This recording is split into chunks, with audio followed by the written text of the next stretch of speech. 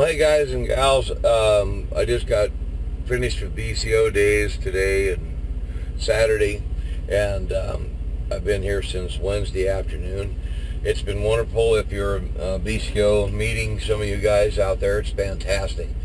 I got to see Hilton Smith from New Zealand. He was a long-time subscriber and now a friend. It's pretty cool. It was fantastic. It reminds me of what Anthony Hopkins in the World's Fastest Indian movie. I mean, the guy comes to America and drives like a wild man across I-10 from the West Coast all the way to the East Coast, probably just for the heck of it in a tour. But it was fantastic, you know, to meet him.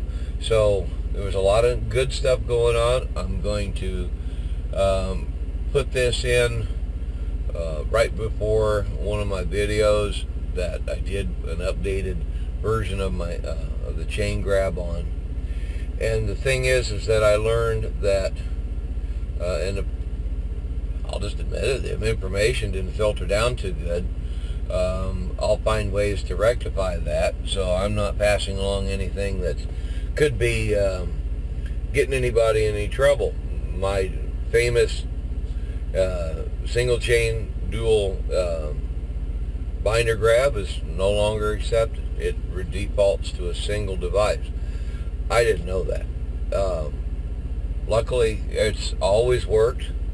It's always seemed to have enough working load limit to take care of it. They said the only way you could make it legal is to cut the chain in half, you know, when it's sitting there, and have it at dead center have a removable link, so you can separate the chains and make them like a half chain. Okay, to me, that made 0 sense. I think it made a lot of 0 sense to other people too, but there was just a little technicality. So we're going to make the changes so you guys understand that. I don't like it. It just adds more hassle. I think they make changes like this to piss us off because there's no technical reasoning behind it. There is no math supporting it. It does, in my mind, it doesn't make a shitting bit of difference if you took that single chain and kept it laying on the deck, or separating them by a removable unscrew and link or whatever that's rated for that particular chain, a grade 70. I don't understand it. It's, you know, it just went like, what? Are you kidding me? You know, old equipment haulers taught me that years ago. Other people have used it. I've showed it many times. So now I have to change and publicly admit that the has changed, and it went right by me. Zzz. So I get to be the bonehead for the day. I will make changes. Wonderful things happen with the trailer. I met with and talked about my problems, and we talked about the communication issues we had about trying to get the information to the correct folks and make their decisions. Well, I don't know if it'd be proper to mention names, so I won't do it.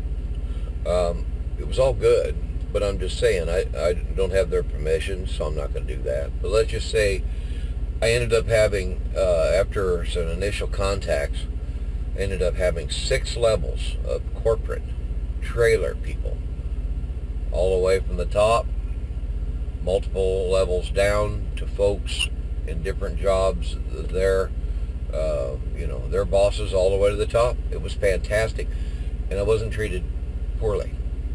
I was welcomed. They wanted to hear it. They said, we need to get to the bottom of this, we need to hear more. You know, I said, okay. Then I offered them, you know, the information, and we talked about some communication difficulties in the past that was also fixed. And I won't mention any of that because it's done, but it was a faith renewing moment in the company. But they took my information down, and they were writing like crazy, and I said, would you folks be up for a personal tour? And I said, I'd be happy to spend the time. This is more important than a lot of this other stuff going on.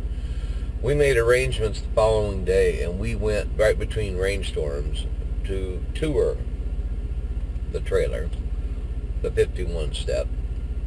In other videos I've mentioned of the little rectangle holes, lack of spacing for normal 3 and 4 inch securement device capability. In like 3 adult steps between the 3 wells for tandem to spread axle, there was 1 4-inch oblong hole. And you've seen my videos at the where the freight's right at the back, and I've had to stretch, you know, in X fashion and cross and then grab, and I mean, it's like, oh my gosh, you know, do what you got to do to keep the freight immobilized and keep it there. But we were able to discuss that, and then I let them form their own opinion in person, taking photos, and their words were, one of the person's words were, that makes no sense. So other items were brought up. They were shown. I was shown the reason why I'm having trouble placarding, because there's no, there used to be headboard holes. I've talked about that before, where you could at least put the 2x4 in there and secure it down to where it's not going to go anywhere. There was no places to put them. I said, even if it was just a normal 2x4 post, that we could have one on each corner or something. I said, I don't want to add a bunch of expense. You know, I said, I don't know about the J-Track. I think that's what it's called, J-Track system. Never had one, so don't quote me and laugh at me. But, you know, where they put the track in there, and then you could put a device on, and it has its own working load limit, stamp rating on all the pieces. So that's possible, but that's getting expensive. So I don't know at the corporate level, when they order 20, 30, 40, 50 of these particular trailers at $43,000 a piece, you know, we're talking big bucks.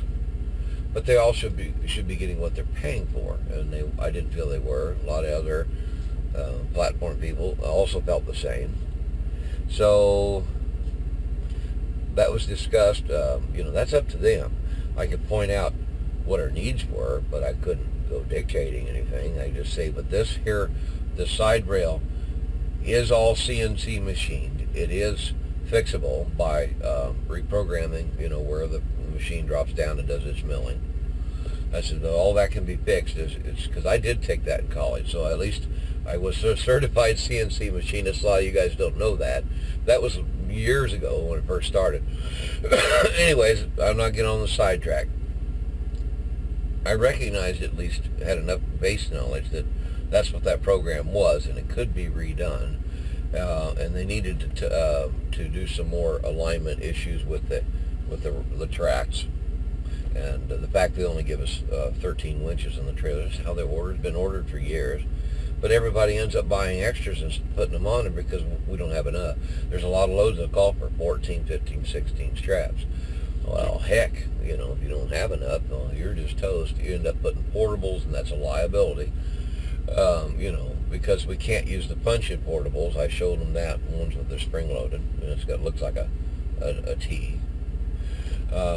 We put it in the device placement area, punched it in, punched it right back out with your hands. You can't do that, so it's no good. The portables that go on the frame, well, I've talked about that before. My first loads, I think, tires or tire scraps or whatever, you know, for what, cross-country track paving or whatever. It was a bunch of chopped up tires. I put one of those on there, but also showed how to do it. But it's a liability, so you have to take special care and safety ropes and stuff like that, and use DOT approved rope. So there's a lot of things like that you know, you're putting yourself in avenues of possible issue because the trailer doesn't provide it. So we went over every bit of it, and I'm here to tell you, I was so dang happy. Renewed my faith in Landstar. Really felt good. I had a total appreciation for the people. I mean, they were saying they were appreciating us, and they took good care of us. I mean, they fed us like kings and queens. It was just fantastic. They gave away a lot of money. They gave away a brand new truck. I mean, you know, it's nuts. So it was really good. And the meeting was something that had been a festering boil on my back to kind of give it's always gnawed at me. It was like, it was a wonder, is that freight? How long is it? That's why I always had to ask, how long is the freight? How long is this? What's the dimensions? I couldn't get it from the agents. Like, oh, am I going to take a gamble? You know, I had to make sure it fit on the bottom deck a lot of times. But I wanted to have an idea and be mentally prepared, equipment-wise as well, before I got there. So I know, oh man, that's going to end up right smack over that bad area. So we got it fixed, I think, and I hope that it'll help them order things, because I have a feeling, and it hasn't even happened yet, that come up the following Monday that they're going to be making their contacts and asking the appropriate people these questions of what needs to change, and this could be improved here and here. Another one was, and I think it's just spontaneous, not just because the ones we ordered, was no beveling in some of these holes, and I'd watch bungees actually snap and hang there because they cut them in half. Or if it makes the incorrect abrasion on the strap, that strap's out of service. What if it was an extremely important area? I mean, they're all important, but a lot of times if you follow what I've done, I throw extra. You know, I always make sure there's a lot of extra, more than has to be. Never go minimum, never. Just do the best you can, I mean, with weight and everything. But those straps, you get cut right there just from a slight vibration. That's, you know, that's what the twist in the strap that helps you stop that buzzing so it doesn't abrade against anything that's sharp, including the own trailer. So hopefully they've got that. That was the big one. Everybody's complained about that one, and everybody was aware of it. We're all there was more than just me. I mean, there's other people that had said things about it in the past, but I said, you know, that the tour is what really helped them understand and putting their hands on it, and I explain it. That way they could put their fingers and they go, oh man, you know, this isn't going to work. I pulled out equipment, like I said, I set it up there and I showed them, and they could handle the equipment, and they actually tried to put that darn thing down in there, that portable winch. You know, the two of them, I think they're about $75, $85, $90 a piece. And I had bought a couple to see if I could get them to work. I said, well, they're just sitting there, ever been used, never. So hopefully, you know, this will be the hot ticket. But talk about a wake-up call. I did a heavy haul class. I won a great book for doing uploads and stuff through Comdata. It's a big old thick guide. That's what I need, because I'm not experienced as much, and I'm rated SD2 up to 10 wide, but usually it's by accident, by mistake. And I always check with people. We go through everything. You know, I've had to haul over height just by accident, an oil field. Other things have occurred, surprise loads, and I've hauled them, completed the job, but it was, you know, it's not something I like to do all the time, because I don't claim to know a whole bunch about it, and I don't. So I'm going to be learning, trying to expand, and that's what I've got. Next one is going to be learning about the changes and getting them to the field quickly. Any of these laws or rules, I'd love to see it. You know, I know they've gotten the Safety Thursday calls, but I can't always make them. I can't always dial in on them.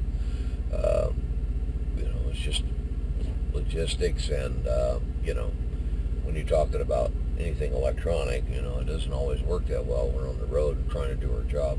But I think there could be another, like if it's a definitive update, a newsletter system, which is kind of antiquated, but we could, you know, I would love to see it on the website, and they have their hands full as it is, just trying to keep up with Windows and their changes, and then trying to expand in the world of mobile apps.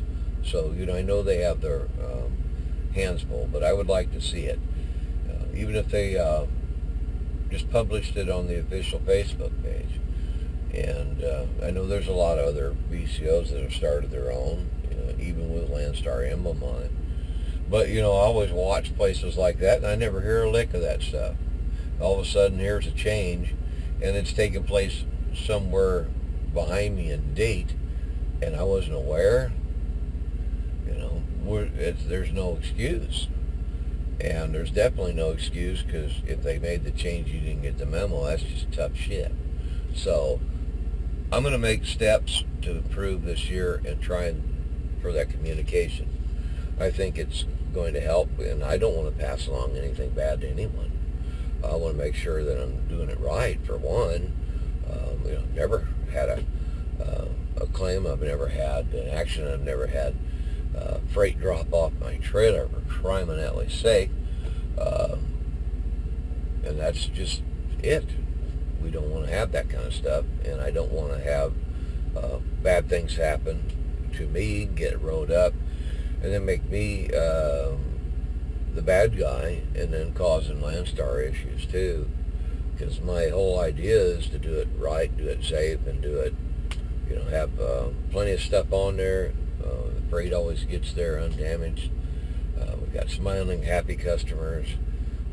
There's less liability.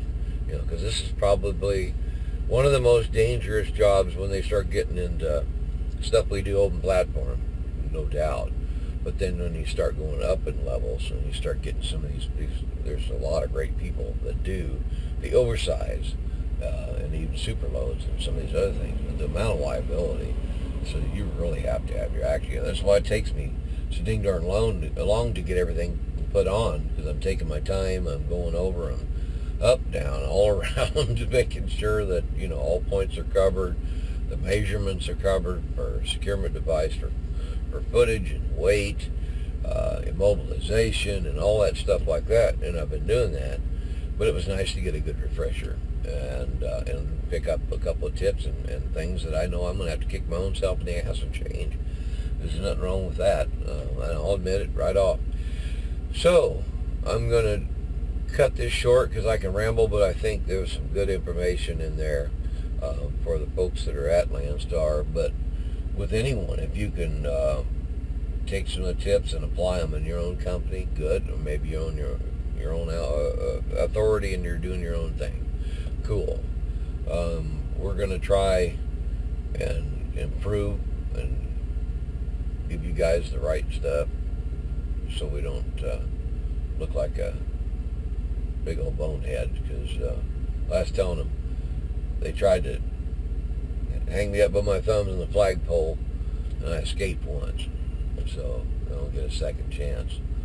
I've got to keep my shit together. So you guys take care, and gals out there, stay safe, watch out for boneheads, and I may make this a standalone video if I keep yakking much longer, or I may just tack it on the other one. We'll see how long the other one is too, so it shouldn't be too bad. We'll see you on the road.